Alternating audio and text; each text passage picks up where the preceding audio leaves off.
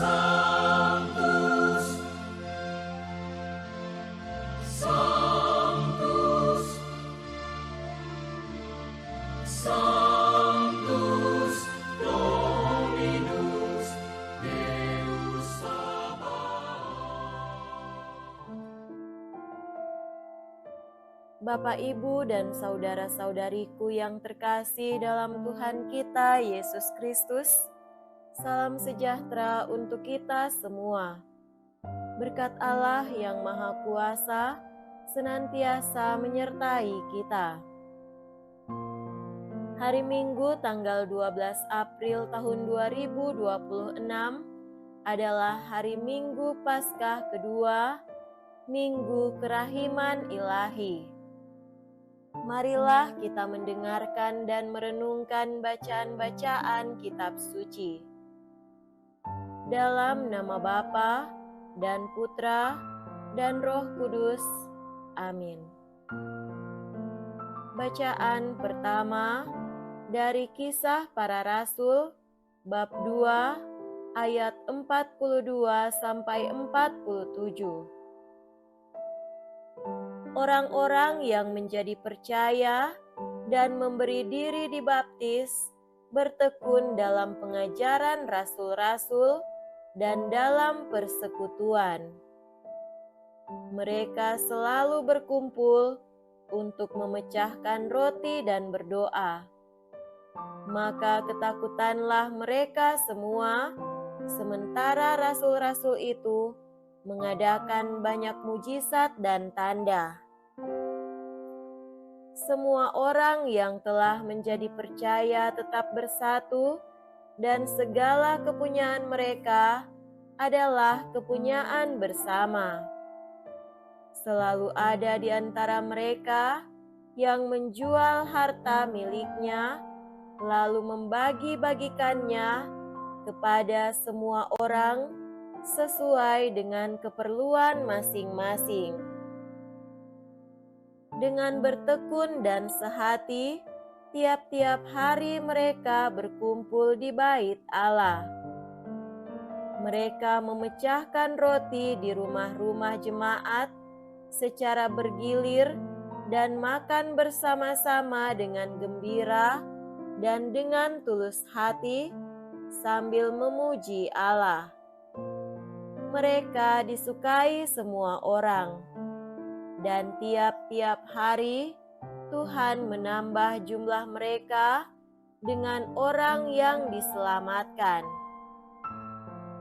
Demikianlah sabda Tuhan. Syukur kepada Allah.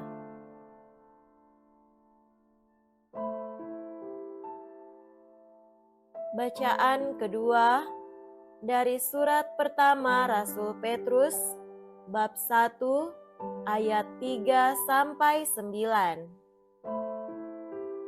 Saudara-saudara, terpujilah Allah dan Bapa Tuhan kita Yesus Kristus. Berkat rahmat-Nya yang besar, kita telah dilahirkan kembali untuk kebangkitan Yesus Kristus dari antara orang mati. Kita dilahirkan oleh hidup yang penuh harapan, yaitu untuk menerima warisan yang tidak dapat binasa, yang tidak dapat cemar, dan tak dapat layu, yang tersimpan di surga bagi kamu.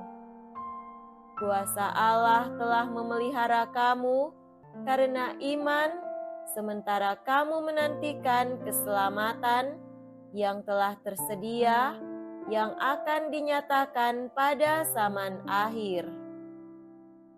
Bergembiralah akan hal itu, sekalipun sekarang ini kamu harus berduka cita sejenak oleh berbagai-bagai pencobaan.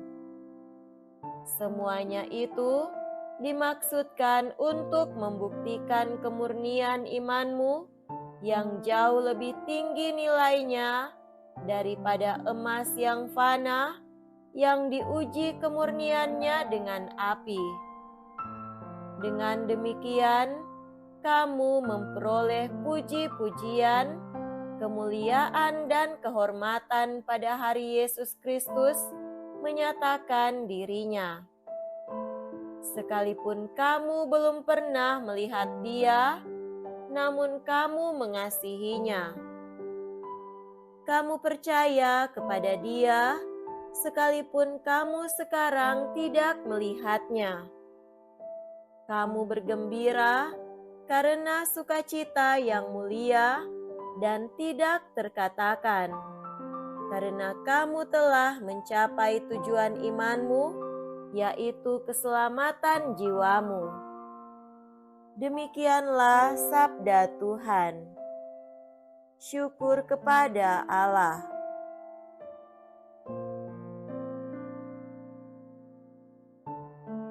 Semoga Tuhan beserta kita sekarang dan selama-lamanya.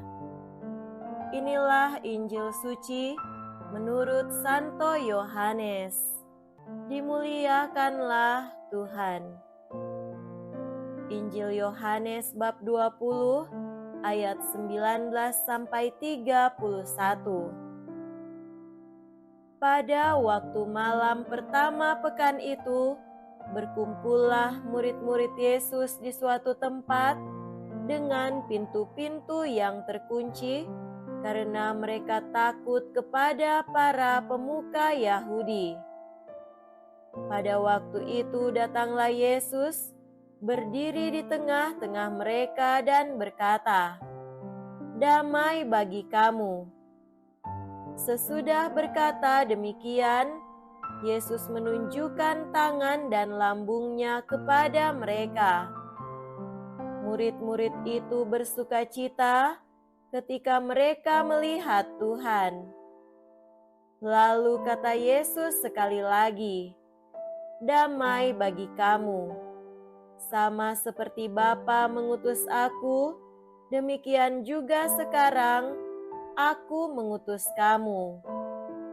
Sesudah berkata demikian, Yesus menghembusi mereka dan berkata, "Terimalah Roh Kudus. Jika kamu mengampuni dosa orang, dosanya diampuni, dan jika kamu menyatakan dosa orang tetap ada, dosanya tetap ada."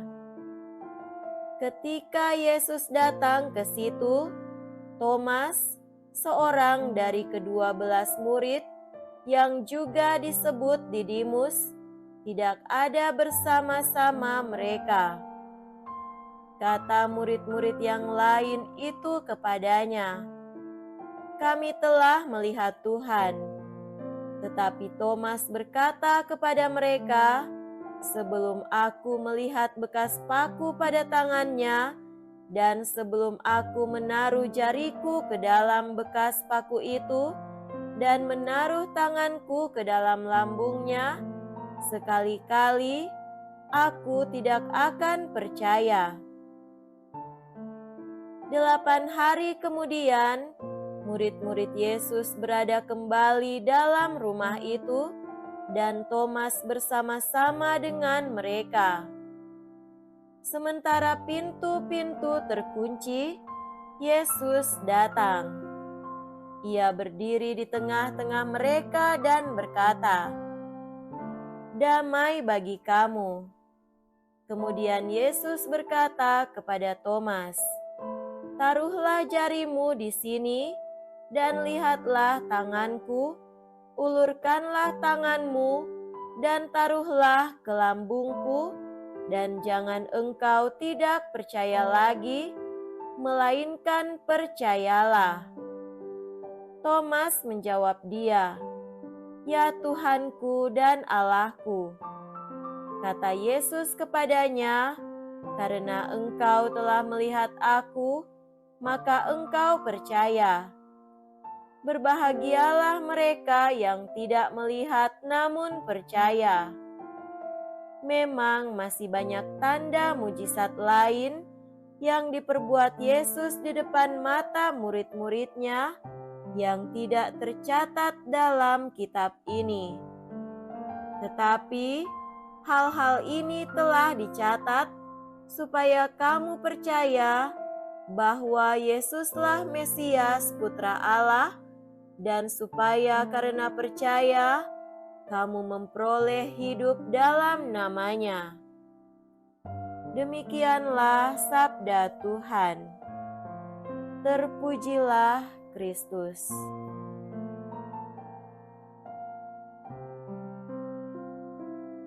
Saudara-saudariku yang terkasih dalam Tuhan kita Yesus Kristus, tema renungan kita pada hari ini adalah Paskah harus pula sebagai peristiwa perjumpaan pribadi dengan Tuhan. Pada hari Minggu Paskah kedua, ketiga bacaan kitab suci hari Minggu ini berbicara tentang satu pekan kunci, yaitu apa yang dihidupkan dalam diri pengikut Kristus oleh peristiwa kebangkitan Kristus. Bacaan Injil menceritakan bahwa biarpun dilandasi oleh ketakutan terhadap orang-orang Yahudi, kebangkitan Yesus segera membangkitkan kesadaran para pengikut Yesus yang lain untuk selalu berkumpul bersama sebagai satu kelompok. Dalam suasana persekutuan itu, mereka didatangi oleh Tuhan dan disapa dengan sapaan damai sejahtera, diperkenankan melihat dari dekat tangan dan lambungnya. Setelah disapa, Kristus lalu mencurahi mereka dengan Roh Kudus dan memberikan kuasa untuk menetapkan mana yang benar dan salah, dan mengutus mereka. Kebangkitan Tuhan menjadi peristiwa yang membentuk jemaat awal dalam persekutuan yang selalu didatangi oleh Kristus yang menguduskan dan mengutus mereka dengan kuasa. Di dalam persekutuan yang berjumpa dengan Tuhan itu, semua mereka melihat dari dekat tangan dan lambung Yesus dan mengalami kebangkitan Tuhan. Tuhan selalu mendatangi, memberkati, memberikan Roh Kudus-Nya, dan mengutus kita dalam ikatan kebersamaan dengan para rasul dan gerejanya. Gereja itu penting supaya kita mengalami Tuhan yang bangkit, menerima Roh Kudus-Nya, yakni Roh kebenaran, dan mengutus kita. Dalam persekutuan, damai sejahtera yang sejati dari Yesus akan dicurahkan. 8 hari kemudian, Tuhan datang lagi kepada mereka dan secara khusus menyapa dan menjumpai Thomas untuk mengingatkan kita bahwa selain datang untuk persekutuan, Tuhan juga ingin menyatakan diri itu kepada setiap pribadi agar bisa mengalami kebangkitannya secara pribadi, hangat, dan dari hati ke hati. Tuhan juga ingin menyapa dan membiarkan dirinya yang sungguh-sungguh bangkit dialami, disentuh, dirasakan, terhubung dengan intim dengan hidup setiap anggota jemaatnya, apalagi mereka yang masih hidup dalam kebimbangan dan keraguan. Tuhan ingin menyentuh, merangkul, membiarkan tubuh dan jiwa kebangkitannya dirasakan secara personal, dijamah secara interpersonal, disentuh dan diraba oleh mereka yang masih terperangkap dalam keraguan dan kelekatan dengan pemikiran-pemikirannya sendiri. Selain dialami sebagai suatu jemaat, Paskah juga harus merupakan peristiwa personal, medan persekutuan kita dengan Tuhan. Paskah adalah peristiwa kolektif dan juga interpersonal. Saudara-saudari terkasih, kisah para rasul juga melanjutkan kesaksian bahwa peristiwa kebangkitan Tuhan itu justru secara tak terduga membuat semua yang pernah mendengarkan pewartaan dan menyaksikan hidup Yesus mulai selalu berkumpul bersama, bertekun dalam pengajaran para rasul, mendengarkan pewartaan, dan mengadakan pemecahan roti bersama para rasul dan berdoa. Mereka takut dengan pelbagai kejadian berupa terjadinya mujizat-mujizat dan tanda yang diadakan para rasul. Semakin banyak orang yang percaya dan bersatu dengan mereka, selalu saling menyerahkan kepunyaan mereka untuk dimiliki bersama, mulai saling berbagi satu sama lain. Mereka juga selalu bertekun, sehati, kompak berkumpul bersama dalam bait Allah tiap hari. Mereka juga memecahkan roti di rumah masing-masing secara bergiliran, makan bersama dengan gembira dan tulus hati, sambil memuji Allah, dan jumlah mereka terus bertambah. Kebiasaan hidup bersama ini menarik perhatian dan disukai banyak orang.